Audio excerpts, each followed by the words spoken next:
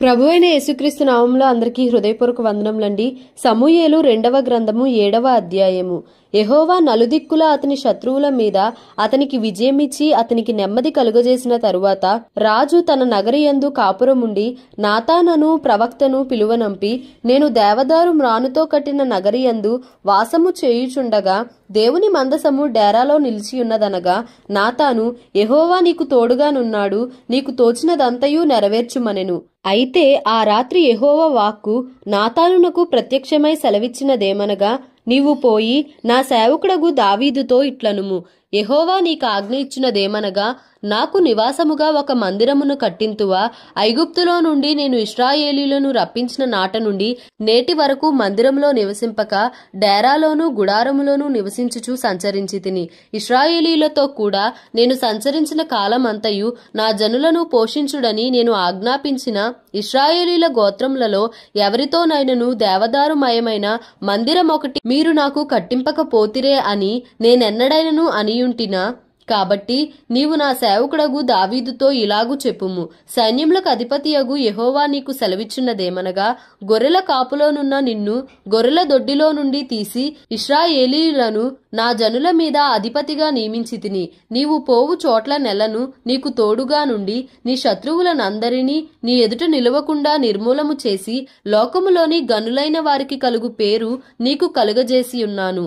మరియు ఇశ్రాయేలీయులను నా జనులు ఇకను కదిలింపబడకుండా తమ స్వస్థలమందు నివసించునట్లు దాని యందు వారిని నాటి, పూర్వము ఇశ్రాయేలీయులను నా జనుల మీద నేను న్యాయాధిపతులను నియమించిన తరువాత జరుగుచూ వచ్చినట్లు దుర్బుద్ధిగల జనులు ఇకను వారిని కష్టపెట్టక యుండునట్లుగా చేసి నీ శత్రువుల మీద నీకు జయమిచ్చి నీకు నెమ్మది కలుగజేసి ఉన్నాను.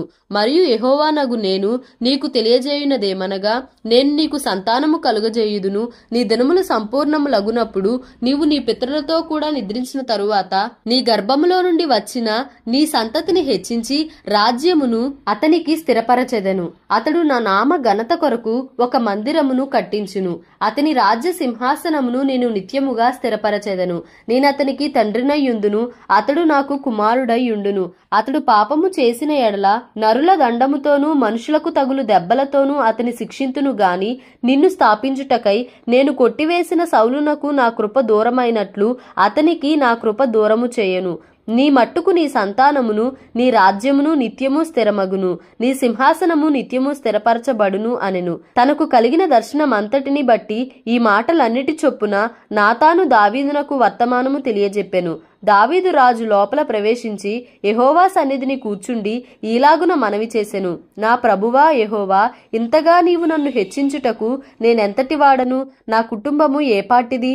ఇంత హెచ్చుగా చేసినదంతయు నీ దృష్టికి కొంచెమై మానవుల పద్ధతిని బట్టి బహుకాలము జరిగిన తరువాత నీ దాసుడనైన నా సంతానమునకు కలుగబోవు దానిని గూర్చి నీవు సెలవిచ్చియున్నావు.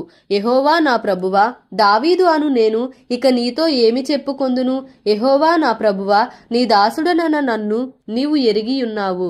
నీ వాక్కును బట్టి నీ ఇష్టానుసారముగా ఈ ఘనకార్యములను జరిగించి నీ దాసుడనగు నాకు దీని తెలియజేసితివి. కాబట్టి దేవా యెహోవా, నీవు అత్యంతమైన ఘనత గలవాడవు. నీ వంటి దేవుడొకడునూ లేడు. మేము వినిన దానినంతటిని బట్టి చూడగా నీవు తప్ప దేవుడెవడునూ లేడు. నీకు జనులగుటకై వారిని నీవు విమోచించునట్లును నీకు ఖ్యాతి కలుగునట్లును నీ జనులను బట్టి నీ దేశమునకు భీకరమైన మహాకార్యములను చేయునట్లును దేవుడవైన నీవు ఐగుప్తు దేశములో నుండి ఆ జనుల వశములో నుండి వారి దేవతల వశములో నుండి నీవు విమోచించిన ఇశ్రాయేలీయులను నట్టి నీ జనుల వంటి జనము లోకమునందు మరి ఎక్కడనున్నది? మరియు యెహోవావైన నీవు వారికి దేవుడవైయుండి వారు నిత్యము నీకు ఇశ్రాయేలీయులను పేరుగల జనులయుండునట్లుగా వారిని నిర్ధారణ చేసితివి. దేవా యెహోవా, నీ దాసుడనగు నన్ను గూర్చియు నా కుటుంబమును గూర్చియు నీవు సెలవిచ్చిన మాట ఎన్నటికీ నిలుచునట్లు దృఢపరచి సైన్యములకు అధిపతియగు యెహోవా ఇశ్రాయేలీయులకు దేవుడై ఉన్నాడను మాట చేత నీ నామము నామమునకు శాశ్వత మహిమ కలుగునట్లును నీ దాసుడనైన నా కుటుంబము నీ సన్నిధిని స్థిరపరచబడినట్లును నీవు సెలవిచ్చిన మాట నెరవేర్చుము. ఇశ్రాయేలీయుల దేవా, సైన్యములకు అధిపతియగు యెహోవా, నీకు సంతానము కలుగుజేయుదునని నీవు నీ దాసుడనైన నాకు తెలియపరచితివి గనుక ఈలాగున నీతో మనవి చేయుటకై నీ దాసుడనైన నాకు ధైర్యము కలిగెను. యెహోవా నా ప్రభువా, మేలు దయచేయుదునని నీవు నీ దాసుడనైన నాకు సెలవిచ్చుచున్నావే. నీవు దేవుడవు గనుక నీ మాట సత్యము. దయచేసి నీ దాసుడనైన నా కుటుంబము నిత్యము నీ సన్నిధిని ఉండునట్లుగా దానిని ఆశీర్వదించుము. యెహోవా నా ప్రభువా, నీవు సెలవిచ్చి ఉన్నావు. నీ ఆశీర్వాదము నొంది నా కుటుంబము నిత్యము ఆశీర్వదింపబడునుగాక. సమూయేలు 2వ గ్రంథము 8వ అధ్యాయము. దావీదు ఫిలిస్తీయులను ఓడించి లోపరచుకొని వారి వశములో నుండి మెతెగమ్మాను పట్టుకొనెను. మరియు అతడు మోయాబీయులను ఓడించి పట్టుబడిన వారిని నేల పొడుగున పండజేసి తాడుతో కొలిచి 2 తాడుల పొడుగున నున్నవారు చావవలననియు 1 తాడు పొడుగున నున్నవారు బ్రతకవచ్చుననియు నిర్ణయించెను. అంతట మోయాబీయులు దావీదునకు దాసులై కప్పము చెల్లించుచుండిరి. శోబా రాజును రెహోబు కుమారుడునగు హదదెజెరు యూఫ్రటీసు నది వరకు తన రాజ్యమును వ్యాపింపజేయవలనని బయలుదేరగా దావీదు అతని నోడించి అతని యొద్ద నుండి 1700 మంది గుర్రపు రౌతులను 20,000 కాల్బలమును పట్టుకొని వారి గుర్రములలో 100 ఉంచుకొని మిగిలిన వాటికి చీలమండ నరములను తెగవేయించెను. మరియు దమస్కులోనున్న సిరియనులు శోభారాజగు హదదెజెరునకు సహాయము చేయరాగా దావీదు సిరియనులలో 22,000 మందిని ఓడించి దమస్కు వశముననున్న సిరియా దేశమందు దండును ఉంచగా సిరియనులు దావీదునకు దాసులై కప్పము చెల్లించుచుండిరి. దావీదు ఎక్కడికి పోయినను యెహోవా అతనిని కాపాడుచుండెను. హదదెజెరు సేవకులకున్న బంగారు డాళ్లు దావీదు పట్టుకొని యెరూషలేమునకు తీసుకుని వచ్చెను.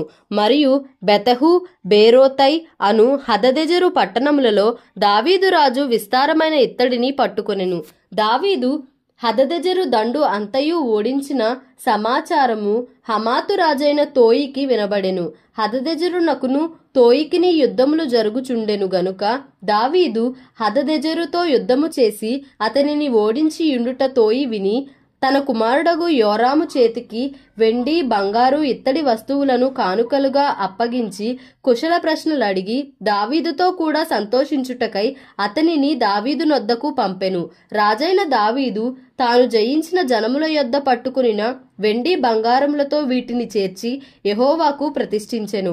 వాటిని అతడు సిరియనుల యొద్ద నుండియు, మోయాబీయుల యొద్ద నుండియు, అమ్మోనీయుల యొద్ద నుండియు, ఫిలిస్తీయుల యొద్ద నుండియు, అమాలేకీయుల యొద్ద నుండియు, రెహోబు కుమారుడగు హదదెజెరు అను శోభారాజు నొద్ద నుండియు పట్టుకొని ఉండెను.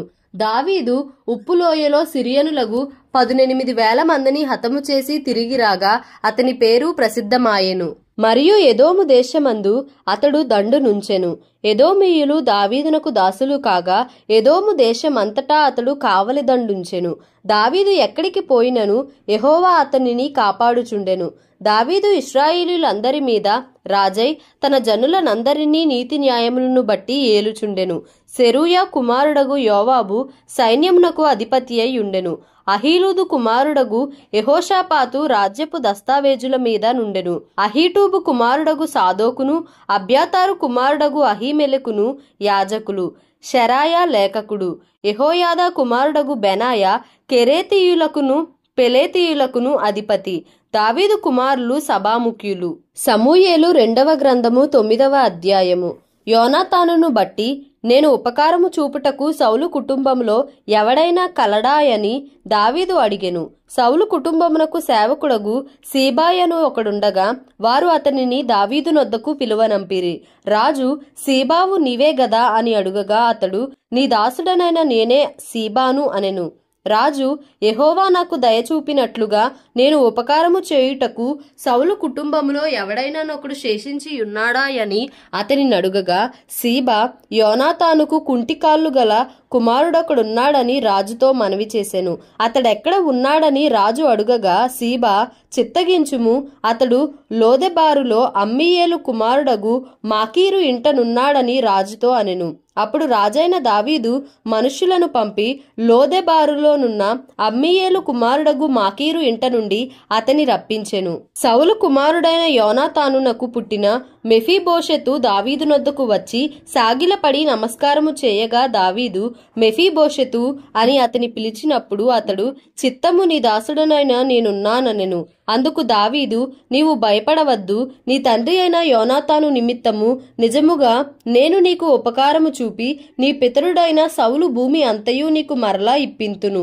మరియు నీవు సదాకాలము నా బల్ల యొద్దనే భోజనము చేయుదువని సెలవీయగా అతడు నమస్కరించి చచ్చిన కుక్క వంటి వాడనైన నా ఎడల నీవు దయచూపుటకు నీ దాసుడనగు నేను ఎంతటి వాడను అనెను. అప్పుడు రాజు సౌలు సేవకుడైన సీబాను పిలువనంపి సౌలునకును అతని కుటుంబమునకును కలిగిన సొత్తంతటిని నీ యజమానుని కుమారునికి నేనిప్పించియున్నాను.